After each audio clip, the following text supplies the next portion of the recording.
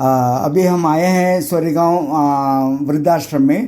तो यहाँ पर श्री फोफले जी का बर्थडे सेलिब्रेशंस के लिए हम आए हैं यहाँ पर। तो हाँ, अभी जो ये बर्थडे कार्यक्रम के बारे में अपना माने जी पूरा चीज़ बताएंगे, आश्रम के बारे में भी विवरण से पूरा अपने को समझाएंगे। तो ठीक है माने जी, आप बोलिए। मैं सुहास माने, माननीय श्री फोफलिया, इनका आज 69 साल का होने के अवसर पर जन्मदिन बर्थडे सेलिब्रेशन ज्येष्ठ नागरिक के साथ में किया जा रहा है। आनंद की बात है, माननीय फोफलिया जी, इनका प्रॉपर गांव राजस्थान, वहां से कुछ हुनर या नौकरी के हिसाब से सोलापुर में वे आ गए। बहुत ही मेहनत करके जो भी काम मिला वो करते रहे। संगत और अच्छे संस्कार से यहाँ पे वो व्यापार छोटा मोटा करते रहे और उनका मन यहाँ पे लग गया। किसी गरीब को सहायता करना ये उनके रोम रोम में भरा हुआ है। उनकी कार्य करने की जंतरी देखा जाए तो बड़ा ताजुब होता है।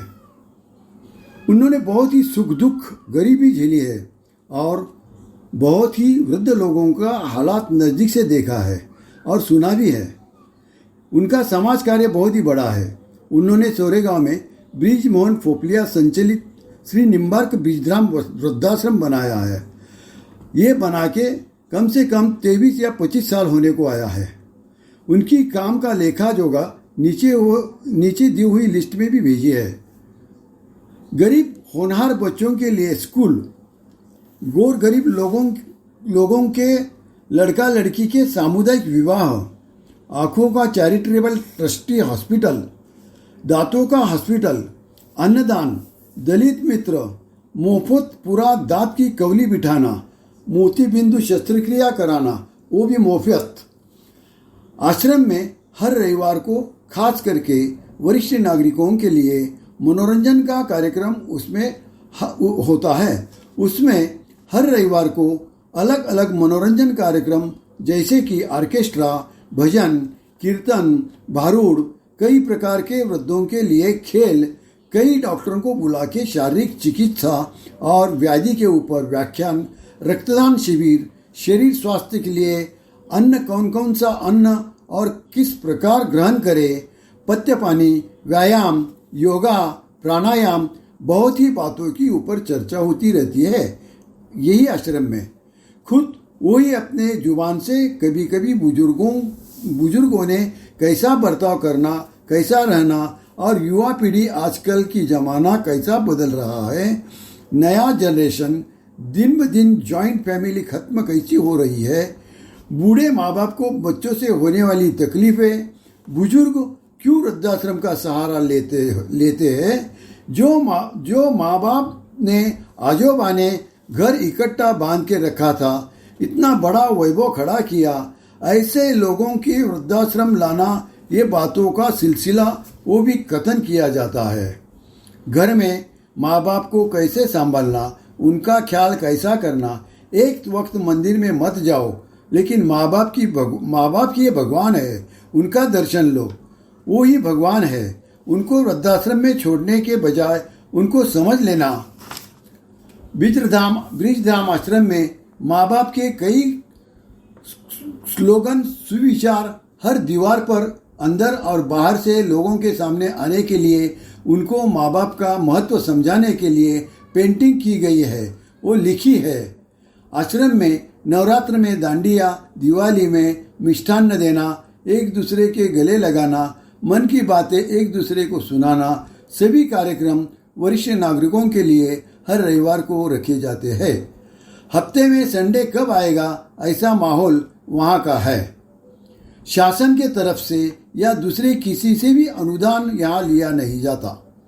आश्रम में बालपन से लेके बुजुर्गों तक कैसी अवस्था आती है, उसके मूर्तियाँ बिठाई है।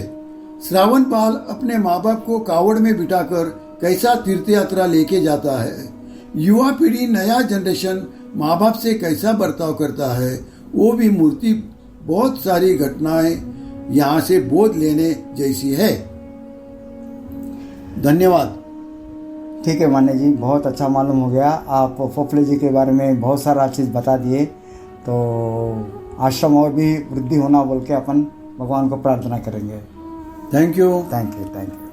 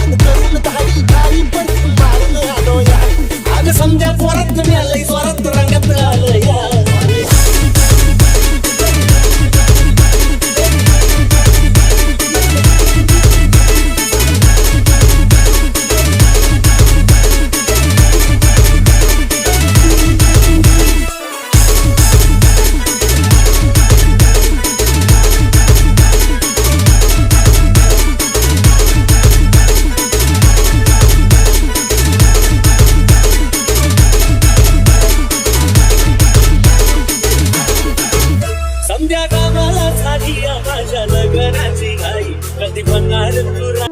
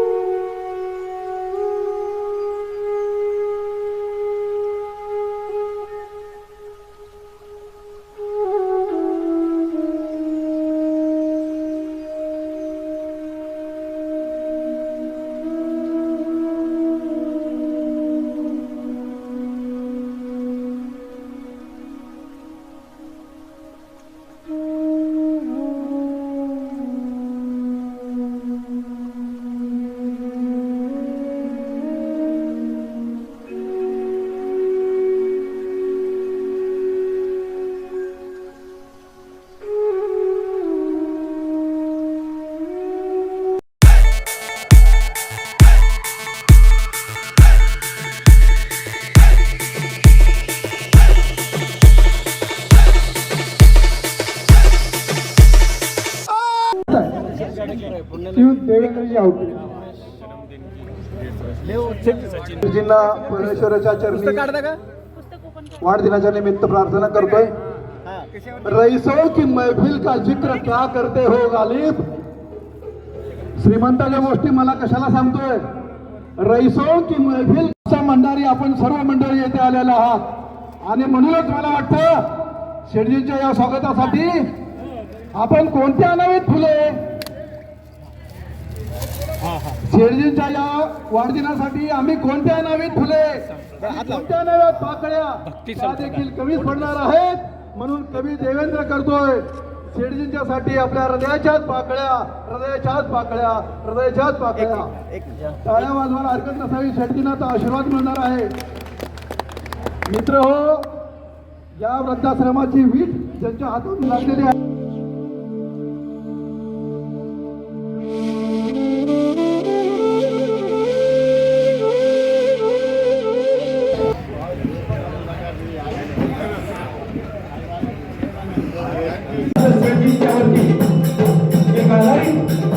वाढदिवसाचं एक सुंदर गीत त्यांनी निर्माण केलं.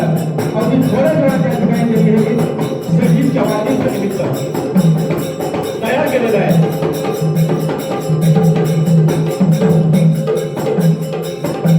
आपला शेडजींचा भाग ग्रामीण भागातील अशा शेतकरी कुटुंबातील कलावंतांनी मंजूर अशा आपल्या गीतातून आदरणीय वीर मोहनजी भोसले शेडजी यांच्या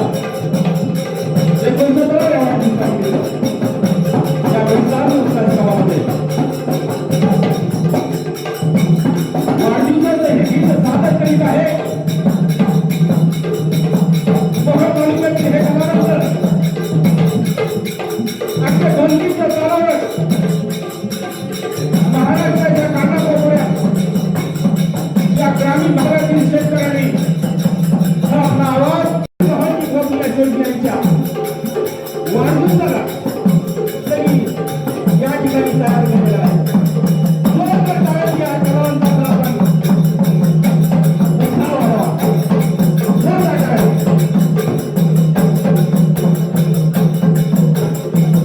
ही कलावंत भारत कदम, नवनाथ कदम, त्याचबरोबर अभिमानी कदम, श्रीमंत कदम या कलावंतांनी आपल्या सुंदर गीतातून आणि धरणीच्या तालावर हा सोहळा अत्यंत आकर्षण बनलेला आहे.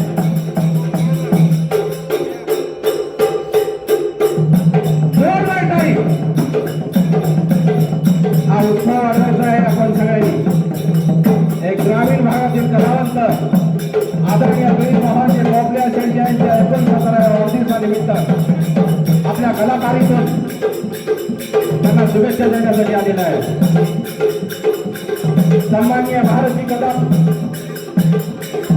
ग्रामीण भागातील शेतकरी शेतातील काम करत आपली कला जोपासली असं कलावंत शेडजींच्या वाढदिवसानिमित्त त्यांनी उपस्थित राहून शुभेच्छा देण्यासाठी आलेला आहे. समितीच्या वतीने मी त्यांचा मनापूर्वक हार्दिक स्वागत करतो.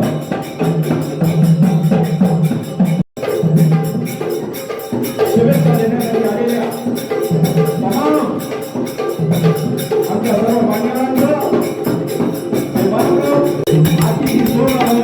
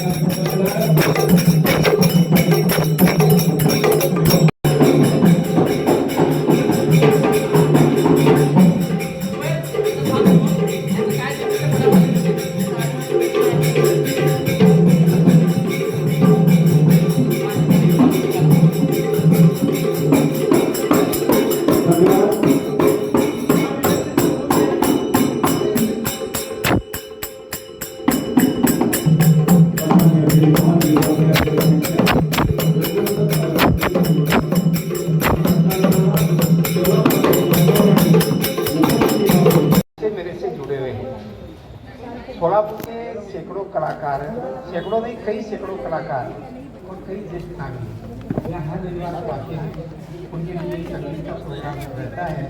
यहाँ साउंड सिस्टम है, जो लाइटिंग की व्यवस्था है, कलाकारों की व्यवस्था है, फिर उसके बाद में भोजन की व्यवस्था है. इस निसर्गमय वातावरण में मैं चाहता हूँ मेरे अंतरात्मा से जो उम्र में बड़े हैं बहुत सारी तकलीफ़ें, मैं वृद्धाश्रम चलाता हूँ, मुझे बहुत ज़्यादा अनुभव है इस चीज़ का। कई मन से मौन धार लेते हैं, कईयों की तकलीफ़ें इतनी ज़्यादा रहती है कि मैं आश्रम चलाने की वजह से मुझे आके मिलते हैं, किसे क्या तकलीफ़ है, किसी को बैठे दवाइयाँ नहीं दिलाते हैं, किसी को गालियाँ निकालते हैं, किसी को टाइम पे खाना नहीं देते हैं, किसी को अनेक प्रकार की तकलीफ़ें देते हैं। हॉल में आके बैठ गए तो यहाँ क्यों बैठे हैं, बच्चों के साथ खेलते हैं तो इसको क्यों पढ़ाई ख़राब कराते हैं, बाहर गए तो आपका कुछ हो जाता तो हम क्या करते, तुमको रूम दिया है वहीं बैठे रहो, अनेक प्रकार की तकलीफ़ें हैं। मैं सब तकलीफ़ें देखे ये आश्रम किया था। आश्रम करने के बाद में सिटी से रविवार के दिन यहाँ आते हैं, 10 किलोमीटर दूर, 20 किलोमीटर दूर, रूपा भवानी से, कर्णिक नगर से, सम्राट चौक से जुड़े सोलापुर, हर तरफ के लोग मंदिरों से भी यहाँ आते हैं। तो यहाँ पर आके एक 2-3 घड़ी 4 घड़ी यहाँ पर बिताते हैं। मैं चाहता हूँ कि उनके मन में प्रसन्नता हुए, उनको आनंद मिले, संगीत के द्वारा, मनोरंजन के द्वारा, गीतों के द्वारा यहाँ हर प्रकार के प्रोग्राम लिए जाते हैं। इस तरह ये हमारे ज्येष्ठ नागरिक हैं, यहाँ आए हुए मेरे से मन से जुड़े हुए हैं और मैं आज का प्रोग्राम सही मायने में उनके ही समर्पित करता हूँ। और जो 2 साल में ये बंद हो गया था, अब हर रविवार को यहाँ पुनः से शुरू हो रहा है। इसमें एक व्यक्ति द्वारा ये साधारण बात नहीं, मैं अपने आप का गौरव यहाँ पर नहीं कर रहा हूँ कुछ भी। हर रविवार को आप विचार करो, 100-500 आदमी, 125 आदमी का खाना, उसके बाद में ये प्रोग्राम मैनेज करना कितना बड़ा खर्च की बात होगी, आप विचार करना।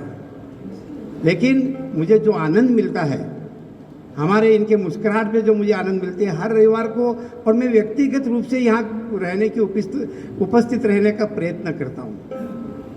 मुझे भी उनकी याद आती है। हर ऐसा रिश्ता हो गया हमारे ज्येष्ठ नागरिकों में कि हम परिवार से जुड़े हैं एक दूसरे के। आप इस आश्रम पे आए हैं, आप देख सकते हैं, आपको अच्छा लगता है, कितना अच्छा बना है, कितना शान से बना है, कितने हरियाली है। मैं आपको मेरी मन की हकीकत बताता हूँ, इसके पीछे तकलीफें बहुत है। इसको चलाना है, मुझे 23 साल हो गए, 98 में आश्रम शुरू हुआ था ये, आज 23 साल हो गए। बहुत तकलीफ़ें हैं, बहुत रिस्क है, कोई रात को बीमार पड़ जाता है, कोई सीरियस हो जाता है, कोई मर जाता है। परिवार चलाना वैसे उनका सब देखभाल करना पड़ता है, लेकिन दुखों से खेलने की हमारी आदत हो चुकी है। कोई एक दिन ऐसा नहीं जाता मैं यहाँ पे नहीं आता हूँ। कोई तबीयत ही मेरी ख़राब हो जाए तो बात अलग है। मैं किडनी का पेशेंट हूँ।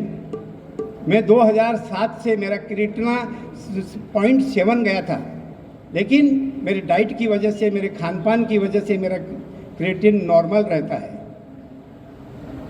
मैं उत्साहित हो गई, यहाँ पे सुबह 65-70 मिनट तक वॉकिंग करता हूँ, प्राणायाम करता हूँ, योगा करता हूँ। रोज़ सुबह यहाँ पे आता हूँ। मैं कई वर्षों से 23 साल से आता हूँ, कभी कभी तो 2-2 दफ़ा आना पड़ता है। आप विचार करो, 23 साल का हिसाब डालो। मेरा एक रोज़ का 40-50 किलोमीटर का आना जाना है। अब हिसाब डालना कितने लाख किलोमीटर हो गए होंगे। और किसी से कोई अपेक्षा नहीं रखते। कई जने आते हैं, लाखों रुपए डोनेशन देने के लिए भी आते हैं, लेकिन मैं क्यों नहीं स्वीकार करता हूँ, इसके पीछे का कारण बताता हूँ। मैं कई संस्थाएं देखे, आए, घुमाए फिराए, बैठाए, चाय पानी पिलाए, पावती बुक हाथ में रखते हैं। कोई 500 देता है, कोई 200 देता है, कोई 1000 देता है, कोई क्या देता है। लेकिन मैंने क्या सोचा, अपन आश्रम बनाए, ये लेने के चक्कर में अपने ध्येय से नहीं खो जाना, मैं लालच में नहीं पड़ जाना, पैसे इकट्ठा करना ही मेरा धर्म नहीं होना। मैं इस कारण से आज तक किसी का 5 पैसा स्वीकार नहीं किया है। इसी कारण की वजह से, बाकी कुछ नहीं है, कि मैं चलते, लालच एक ऐसी चीज़ रहती है, अपने रास्ते से आदमी खो जाता है। मैं इसी कारण से, कोई आते हैं, कोई केला देना चाहते हैं, कोई सफरचंद देना चाहते हैं, तो बात अलग है। बाकी मैं स्वीकार, आज तक लाखों रुपए लेके आए मेरे पास में। अखलूज के एक सोनार थे, अभी बैठे हैं तो अपन कुछ बातें करते हैं। उन्होंने, उनके 2 लड़के थे, उनकी माँ सीरियस थी, बच्चे की माँ सीरियस थी, उनके बच्चों को पूना रहते थे, उनको बोले बेटे माँ बहुत सीरियस है, आएंगे बोल के आए नहीं। माँ गुजर गई, फिर भी वो 8वें दिन आए वहाँ पे। पिता का मन बहुत व्याकुल हो गया। उन्होंने बोला इसी औलाद से तो हमें कोई इनसे रिश्ता नाता नहीं रखना है। वो जात का सोनार थे। अपने आपने देखा होगा कि मद्दा मारुति के पास में पहले चिल्लर देते थे, फिर वो खराब नोट लेते थे, वो पैसे देते थे, वो लोग थे। तो उन्होंने मुझे कहा कि यहाँ आए, उनके समाज के लोग आए, मेरे पास में 11-12 लाख रुपए कैश है, मेरी ज़मीन है, मेरा घर है, मैं आपको देना चाहता हूँ। मैं कहा आपने जो मेरी इज्जत की है, बड़ी कृपा आपकी, लेकिन आपके समाज के लोग आए, आप समाज में क्यों नहीं देना चाहते? कि मैं आपका इतिहास पढ़ता आया हूँ, आपके हाथ से जो भी पैसा जाएगा अच्छे काम में जाएगा बोल कर मेरे पास में आए थे। मैंने बहुत समझाया, 2 दिन तक रुके, वो समाज के लोगों को आए, मैं उनको हाथ जोड़ के बोला मुझे इस लालच में मत डालो आप। मैंने नहीं लिया, किसी का 1 पैसा नहीं लिया। अगर आज आपका लूँगा तो मेरी आदत बन जाएगी, मैं लेते रहूँगा। यहाँ 250 रुपये दीपक कपूर जी कलेक्टर थे, यहाँ आके मुझे प्रति व्यक्ति मुझे आश्रम में रहने वाले के लिए यहाँ पे घोषणा करके गए थे वो। मैं बोला 1 महीने बाद बोलूँगा। मैं कुछ आश्रम में गया 15 रुपये में उधर वगैरह, तो वहाँ देखा मैं दिन में उनके आश्रम में कोई नहीं, आदमी लिख रखे हैं कि 58 आदमी है। मैं बोला कहाँ, एक भी आदमी नहीं है। शाम को आते 10-12 आदमी वो भीख मांग के आते, खाली 58 आदमी का अनुदान लेना बोल के वो लिस्ट देते थे।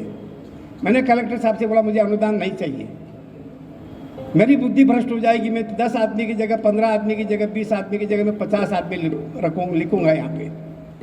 यही कारण से मैंने किसी का अनुदान नहीं लिया। चला रहा है, ईश्वर चला रहे हैं, लेकिन जिस दिन मेरे पास कुछ नहीं होगा, आखिर मेरे पास झोली है, तब मैं फिरूंगा किसी के पास में। लेकिन आज तक 23 साल में मुझे कभी दिक्कत नहीं हुई है, आपके आशीर्वाद से। और मुझे जो तकलीफ हुई कोरोना के समय, 450 इंजेक्शन लगे थे मुझे, मेरी डेड बॉडी की तरह मेरी हालत हो गई थी। कोई आप डॉक्टर तो बोले आपको लेके जाओ, इनको कहीं भी लेके जाने का है। बम्बई मुझे हिला रहे थे, वो एयर से वो बुला के सब तैयारी हो गई थी।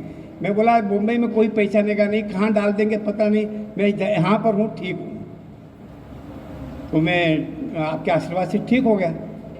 कई तकलीफें आई मुझे, कई अनेक बीमारियाँ हैं, लेकिन आज तक मैं किसी रोज़ का मैं करीबन 7-8 किलोमीटर फिरता हूँ, मेरे नित्य काम में रोज़ करता हूँ।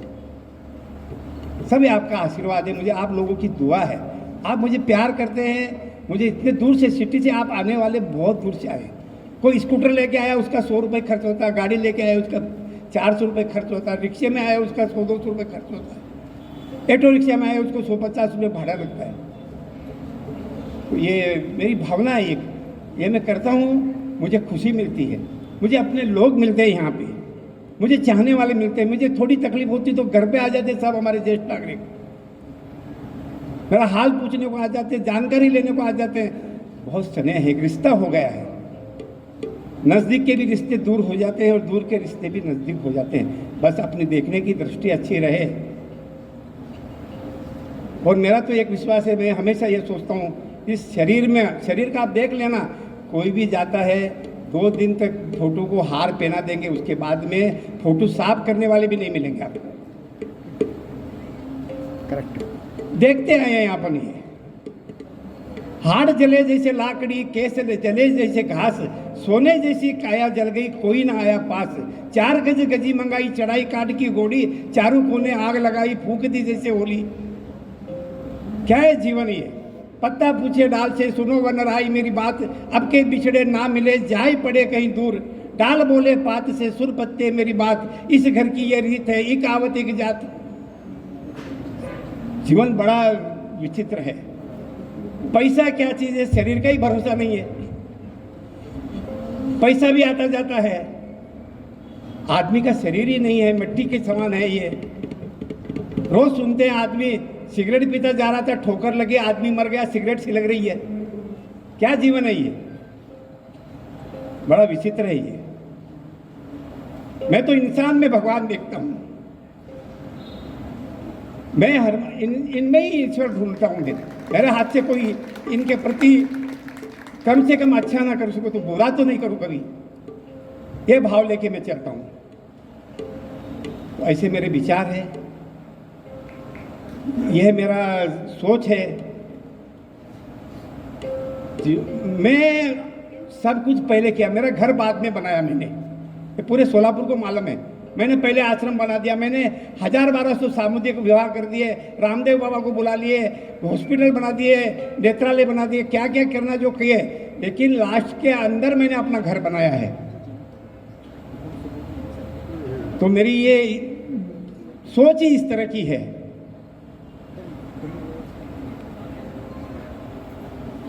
शहर से 20 किलोमीटर दूर कोई प्रोग्राम रखते हैं तो डरते हैं। मेरे हर प्रोग्राम यहाँ करता हूँ, लोगों के प्यार और मुझे स्नेह यहाँ तक आ जाते हैं। कितने बड़ा प्रेम है उनका, मैं क्या करूँ। तुम्हारे चरण रज की मिट्टी भी उठा के सिर पे रख दूँ तो भी कम है। ये मेरे आपके सामने कुछ मन की बात करनी है ना। मैं यहाँ पे कोई भाषण रखा ना, किसी का मैं अपना लेक्चर रखा, कोई मेरे बारे में बड़ाई करे ये भी मैंने यहाँ पे नहीं रखा। आनंद से कुछ यहाँ पे झूमे, लोग नाचे, यहाँ पे मेरे ज्येष्ठ नागरिक यहाँ पे नाचे। ज्येष्ठों की तकलीफ बहुत ज़्यादा है, ये आप समझना। मैं आपको खुल करके कुछ भी नहीं बता रहा हूँ मैं।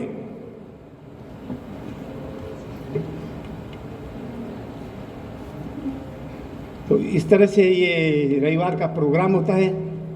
बंद हो गया था, खंडित हो गया था, अब फिर से शुरू हो रहा है। आइए, सबको आमंत्रण है, रविवार के दिन आप आइए, यहाँ 2-3 घड़ी बिताइए। यहाँ संतों के, हजारों संतों के, जैन संत बहुत आते हैं, यहाँ आते जाते। संतों के चरण लगे हुई जगह है, प्रेमियों के चरण लगी हुई जगह है। इस धरती की मिट्टी भी प्रेममय हो गई है। आप यहाँ तक आते हैं शहर से, आपके चरण लगते हैं, सचमुच से पवित्र हो जाते हैं, हम धन्य हो जाते हैं। क्या बताएं आपको। इस तरह से ये मेरी भावना मैं बोलता जाऊंगा। अब इनका प्रोग्राम करें, उसके बाद में एक जल्लोष का प्रोग्राम करें। धन्यवाद सेठजी। शब्दामध्ये गीत सादर करून मी समाप्त करून आपला जास्त वेळ घेत नाही। ब्रिजधाम्यात येण्याच्या, ब्रिजधाम्यात येण्याच्या मला अधिक अधिक इच्छा। साहेबांच्या वाढदिवसानिमित्त आम्हाला इथे येण्यासाठी अधिक इच्छा झाल्या पोपलिया साहेबांच्या। ब्रिजधाम्यात येण्याच्या, ब्रिजधाम्यात गाण्याला येण्याच्या आम्हाला अधिक अधिक इच्छा। पोपलिया साहेबांना हार्दिक शुभेच्छा, पोपलिया साहेबांना हार्दिक शुभेच्छा, पोपलिया साहेबांना हार्दिक शुभेच्छा, पोपलिया साहेबांना हार्दिक शुभेच्छा, पोपलिया साहेबांना हार्दिक शुभेच्छा। ब्रिजधाम्यात येण्याच्या मला अधिक अधिक इच्छा, ब्रिजधाम्यात येण्याच्या मला अधिक अधिक इच्छा। पोपलिया साहेबांना हार्दिक शुभेच्छा, पोपलिया साहेबांना हार्दिक शुभेच्छा।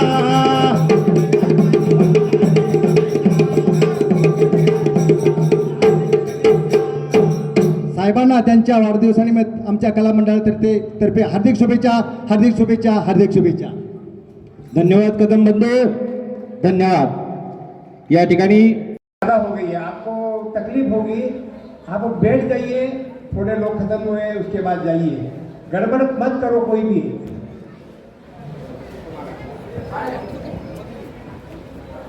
ओम स्वस्ति न इंद्रो वृद्धश्रवां स्वस्ति न साक्षरो यक्षतो ओम यक्षत्पु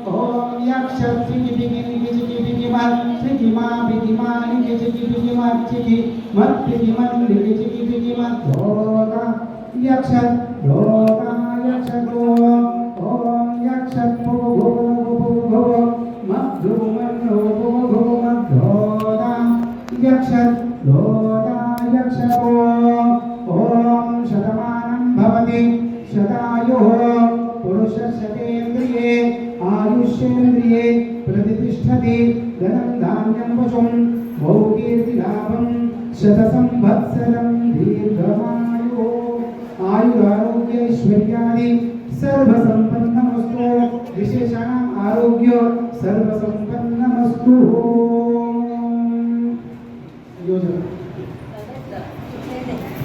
धन्यवाद। सन्माननीय पंडित जयदत्ती गोरापट्टी।